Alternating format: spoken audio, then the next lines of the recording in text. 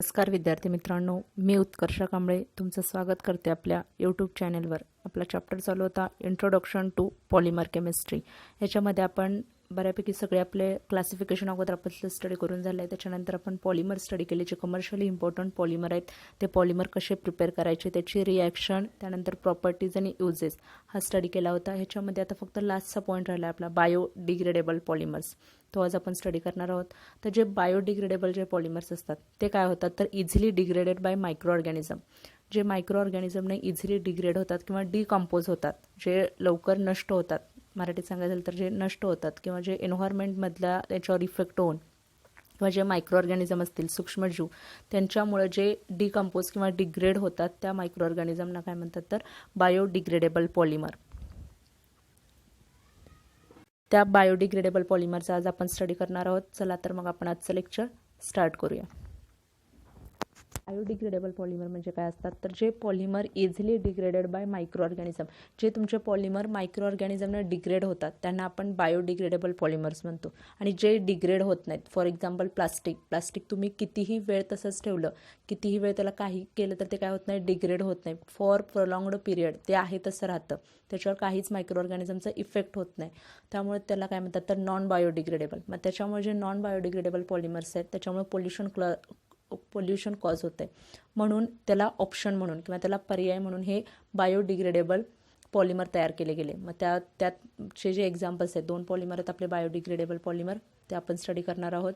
आता बायोडिग्रेडेबल तुमच्या लक्षात आलं, जे एन्व्हायरमेंटला पोल्युशन कॉज करतात किंवा त्याच्यापासून एन्व्हायरमेंटला काही हानी पोचत नाही ते पॉलिमर आहेत. म्हणून आत्ताच्या ज्या याच्यामध्ये जास्त हे बायोडिग्रेडेबल पॉलिमर प्रिपेअर केले जात आहेत. त्या जे नॉन डिग्रेडेबल आहेत किंवा नॉन बायोडिग्रेडेबल पॉलिमर आहेत त्याला ऑप्शन म्हणून. मग त्याच्यामध्ये जर आता फर्स्ट जे पॉलिमर आहेत ते कोणतं आहे, तर PHBV पॉलिमर. नाव लक्षात ठेवा, PHBV पॉलिमर. हे कशापासून तयार करतात, ज्याच्यापासून तयार केले त्याचंच नाव त्याला दिले PHBV इज अ को पॉलिमर ऑफ 2 बायफंक्शनल. 2 ह्याच्यामध्ये बायफंक्शनल म्हणजे दोन्ही काय फंक्शनल ग्रुप 2 बायफंक्शनल आहेत. Beta hydroxy carboxylic acid. बघा एक म्हणून बीटा हायड्रॉक्सी कार्बोक्सिलिक ॲसिड. सांगते मी त्याचं स्ट्रक्चर काय असणार आहे ते तुम्ही रिॲक्शनमध्ये तुमच्या लक्षात येईल. बीटा हायड्रॉक्सी कार्बोक्सिलिक ॲसिड, त्याचा IUPAC काय आहे, बीटा हायड्रॉक्सी ॲसिड. मग ते कार्बोक्सिलिक ॲसिड कोणतं घेतलंय, तर बीटा हायड्रॉक्सी ब्युटेरिक ॲसिड. आणि पुढं ब्रॅकेटमध्ये तुम्हाला त्याचं IUPAC नाव दिलंय बघा, 3 हायड्रॉक्सी ब्युटॅनॉइक ॲसिड. तर स्ट्रक्चर काढता येईल. ब्युटॅनॉइक ॲसिड म्हणजे किती कार्बन येणार, ॲसिडचा कार्बन धरून COOH हा ॲसिडमधला फंक्शनल ग्रुप. आणि इकडे काय काढायचे तुमचे 3 कार्बन. आणि त्याच्यातला फक्त तिसऱ्या पोझिशनला किंवा तिसऱ्या ग्रुपला आता ॲसिडपासून नंबरिंग करायचं 1 2 3. त्यानंतर तिसऱ्या पोझिशनला काय लिहिणार तुम्ही, OH ग्रुप. त्याचं नाव काय होणार, मग 3 हायड्रॉक्सी ब्युटॅनॉइक ॲसिड किंवा बीटा हायड्रॉक्सी ब्युटेरिक ॲसिड असंही त्याला म्हटलं जातं. हे फक्त नाव, ह्याच्यावरून तुम्ही स्ट्रक्चर काढा. IUPAC नाव लक्षात ठेवा, त्याच्यावरून तुम्हाला स्ट्रक्चर काढता येतं. त्यानंतर दुसरा अजून एक पॉलिमर मोनोमर तिथे यूज केलं जातं, कारण 2 मोनोमरपासून आपण करतो 2 डिफरंट मोनोमर, म्हणून त्याला म्हटलं एक कोपॉलिमर आहे. त्यानंतर hydroxyl group of 1 monomer of link. आता ह्याच्यातलं काय होतं, तर इस्टर लिंकेज असतं याच्यामध्ये, म्हणून ह्याला काय म्हणतात, पॉलिइस्टर. तर हे जे तुमचं पॉलिमर तयार होणार आहे PHBV त्याच्यामध्ये पॉलिइस्टर लिंकेज असतं, म्हणजे OC डबल बॉन्ड O हे लिंकेज असतं. अगोदर आपण जे नॉन बायोडिग्रेडेबल पॉलिमर बघितलं होतं त्याच्यात कशात होतं, तर टेरेलिनमध्ये आणि डॅक्रॉन हे आपण इथिलीन ग्लायकॉल आणि टर्थॅलिक ॲसिडपासून तयार केलं होतं बघा. त्याच्यामध्ये पण तुमचा C डबल बॉन्ड O हा फंक्शनल ग्रुप आला होता. तो फंक्शनल ग्रुप आल्यामुळे आपण त्याला म्हणतो तो पॉलिइस्टर. मग ते काय होतं, तर टेरिकॉट. तुम्हाला माहिती आहे आता जेव्हा आपण त्याला कॉटनसोबत मिक्स करतो तेव्हा टेरिकॉट तयार होतं. मग ते टेरिकॉट काय होतं, इझिली डिग्रेड होत नाही. मग त्याला ऑप्शन म्हणून हे पॉलिमर तयार केलं जातं PHBV, पॉलीहायड्रॉक्सी ब्युटॅरेट को पॉलीहायड्रॉक्सी व्हेलरेट. हे त्याचं नाव आहे PHBVचं. ते पण अनेकदा सांगते मी तुम्हाला त्याचं नाव. मग हे कशापासून तयार करतात, तर बीटा हायड्रॉक्सी ब्युटेरिक ॲसिड किंवा त्याचंच नाव काय सांगितलं, तर 3 हायड्रॉक्सी ब्युटॅनॉइक ॲसिड. हे एक ॲसिड घ्यायचं आणि दुसरं ॲसिड कोणतं घ्यायचं आहे, तर 3 हायड्रॉक्सी पेंटॅनॉइक ॲसिड. बघा पहिलं ॲसिड कोणतं घेतलं आपण, 3 हायड्रॉक्सी ब्युटॅनॉइक ॲसिड. आणि दुसरं ॲसिड कुठलं घेतलं, तर 3 हायड्रॉक्सी पेंटॅनॉइक ॲसिड, म्हणजे एकामध्ये 5 कार्बन असणार, दुसऱ्यामध्ये 4 कार्बन. याचं हे ॲसिड घ्यायचं आणि दोन्हीमध्ये तुमचं काय होतं, H2O रिमूव्ह होतो आणि तुमचं C डबल बॉन्ड O येतो. मग ह्याचं नाव काय ठेवलं, हे काय होतं, easily degraded by micro organism. Micro ऑर्गॅनिझमने हे इझिली डिग्रेड होतं म्हणून ह्याला बायोडिग्रेडेबल पॉलिमर म्हणतात. नाव लक्षात ठेवायचं. लॉंग फॉर्म PHBVचा काय आहे तर पॉलीहायड्रॉक्सी किंवा पॉली बीटा हायड्रॉक्सी ब्युटॅरेट. पहिलं एवढं लक्षात ठेवायचं, पॉली हायड्रॉक्सी किंवा पॉली बीटा हायड्रॉक्सी, कारण बीटा पोझिशनला OH ग्रुप येतो किंवा थर्ड पोझिशनला असतो म्हणून त्याला बीटा म्हणतात. कारण जो तुमचा COH ग्रुप आहे, carbonyl group, C double bond O, त्याच्या साईडचा कार्बन नेहमी कुठला असतो, अल्फा कार्बन, आणि त्याच्या साईडचा कुठला असणार आहे, बीटा. मग तुम्ही जर COH ला फर्स्ट पोझिशन दिली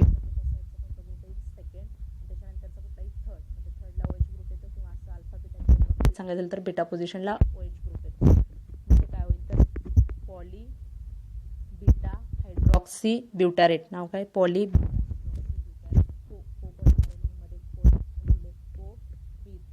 हायड्रॉक्सी व्हॅलरेट. को बीटा हायड्रॉक्सी व्हॅलरेट त्याचं काय नाव आहे, PHBVचा लॉंग फॉर्म आहे. हा लक्षात ठेवा. PHBV is degraded by micro organism. एन्व्हायरमेंटमध्ये काय होतं, ते इझिली डिग्रेड होतं. आता खाली रिॲक्शन आहे का बघा, बीटा हायड्रॉक्सी ब्युटेरिक ॲसिड. म्हणजेच तुम्हाला काय घ्यायचं आहे तर इथं 3 IUPAC नेम त्याचं 3 हायड्रॉक्सी ब्युटॅनॉइक ॲसिड.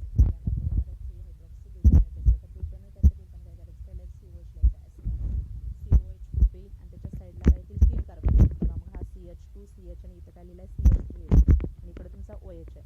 तर हा आला का फर्स्ट जो कार्बोनिल कार्बन आहे, इथं तुमचा C, हा कार्बोनिल कार्बन झाला, C डबल बॉन्ड O, त्याच्या साईडचा कार्बन अल्फा बीटा, बीटा पोझिशनला तुम्ही OH ग्रुप, किंवा तेच IUPAC नेम केलं तर इथं काय होणार, 1 पोझिशन येईल, सेकंड आणि थर्ड पोझिशनला OH ग्रुप. आलं का स्ट्रक्चर. 3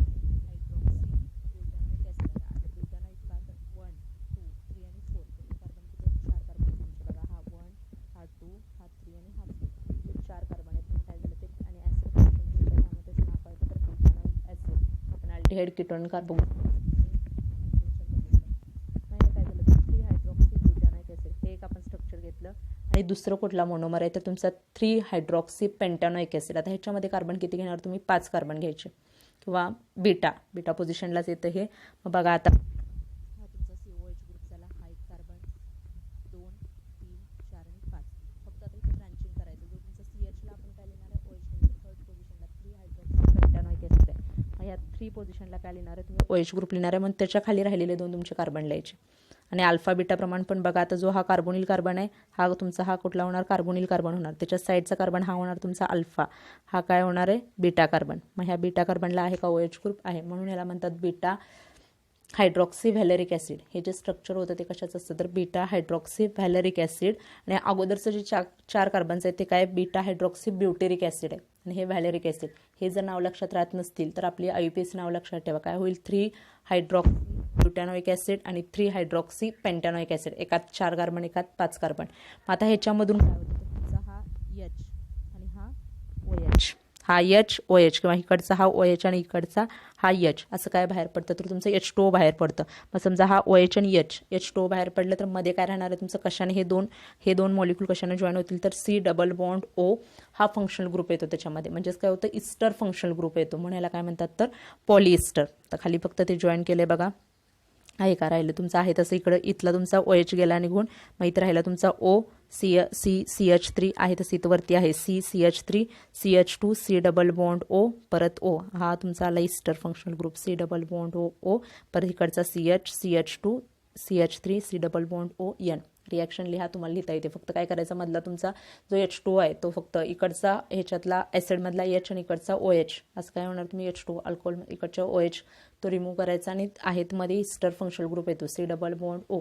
हे जे स्ट्रक्चर तयार होतं त्याला म्हणतात PHBV. मग हे कशाला ऑप्शन म्हणून यूज करू शकतो तर जो आपला पॉलिइस्टर होतं, पॉलिइस्टरमध्ये पण इस्टर फंक्शनल ग्रुप होता. टेरिलिन आणि डेक्रॉन हे जे होतं पॉलिमर ते काय होत नाही, इझिली त्याच्याऐवजी आपण हे पॉलिमर यूज करू शकतो. PHBV लॉंग फॉर्म लक्षात ठेवा. PHBVचं काय, पॉली बीटा हायड्रॉक्सी ब्युटेरिक किंवा ब्युटॅरेट, पॉली बीटा हायड्रॉक्सी ब्युटॅरेट को बीटा हायड्रॉक्सी व्हॅलरेट, को बीटा हायड्रॉक्सी व्हॅलरेट. परत एकदा सारखं सारखं नाव ते वाचा, म्हणजे असं रिमाइंड करा, म्हणजे तुमच्या ते लक्षात राहतं. PHBVचा लॉंग फॉर्म किंवा नॉर्मल PHBV, फक्त त्याच्यामध्ये इस्टर फंक्शनल ग्रुप असतो, एवढं लक्षात ठेवा. इस्टरनं ते लिंक होतं एकमेकांना. याच्यानंतरचं लास्ट पॉलिमर आहे नायलॉनचं, नायलॉन 2 नायलॉन 6. पण जे पॉलिमर आहे नायलॉन 2 नायलॉन 6 हे पण काय बायोडिग्रेडेबल पॉलिमर आहे. इझिली काय होतं, हे डिग्रेडेड बाय मायक्रो ऑर्गॅनिझमने हे पण इझिली डिग्रेड होतात. हे कशाला ऑप्शन म्हणून वापरत असतील, नायलॉन, जे तुमचं नायलॉन 6 आणि नायलॉन 6 असतात त्याला हे ऑप्शन म्हणून वापरतात. Nylon 2 nylon 6. आता हे पण तुम्हाला माहित असेल, नायलॉन 2 आपण 2 आणि 6 नंबर का देतो, जे तुमचे मोनोमर तुम्ही यूज करणार आहे त्या मोनोमरमध्ये काय असणार आहेत, पहिले जे मोनोमर यूज कराल त्याच्यामध्ये 2 कार्बन असतील आणि नेक्स्ट जे मोनोमर यूज करतात त्याच्यामध्ये 6 कार्बन असतील. त्यामुळे त्याला नाव काय दिले, नायलॉन 2 नायलॉन 6. मग हे काय तर पॉलिअमाइड फंक्शनल ग्रुप असतो नायलॉनमध्ये सगळ्या. NH आणि CO, C double bond O आणि NH हा फंक्शनल ग्रुप असणार आहे. Nylon 2 nylon 6 is a polyamide copolymer of 2 amino acid. कशापासून तयार केले तर 2 अमायनो ॲसिड पासून. जे अमायनो NH2 पण फंक्शनल ग्रुप असणार आणि COH असणार आहे. त्याची काही रिएक्शन दिली नाही आहे तुम्हाला, फक्त लक्षात ठेवा 2 अमायनो ॲसिड आहे त्याच्यामध्ये. कुठले ग्लायसिन आणि इप्सिलॉन अमायनो कॅप्रोइक ॲसिड. एक ग्लायसिन म्हणजे त्याच्यामध्ये पण अमायनो ॲसिड असतं, म्हणजे NH2 COOH वरती H आणि CH3 असं ग्रुप असतं, त्याला म्हणतात glycine epsilon amino caproic acid. फक्त मोनोमर लक्षात ठेवा, इथं काही तुम्हाला रिएक्शन नाही आहे. Glycine and epsilon amino caproic acid, it is a biodegradable polymer. आता तुम्हाला याच्यात डिस्टिंग्विशसाठी पण विचारतात, biodegradable and bio non degradable polymer, किंवा असे हे कुठलं ह्याच्यातलं बायोडिग्रेडेबल आहे, कुठलं नॉन बायोडिग्रेडेबल आहे, असे पण याच्यावर क्वेश्चन पडतात. किंवा PHBVवरची रिॲक्शन पडते. त्यामुळे हे जे पॉलिमर्स आहेत हे फक्त 2च आहेत तुम्हाला,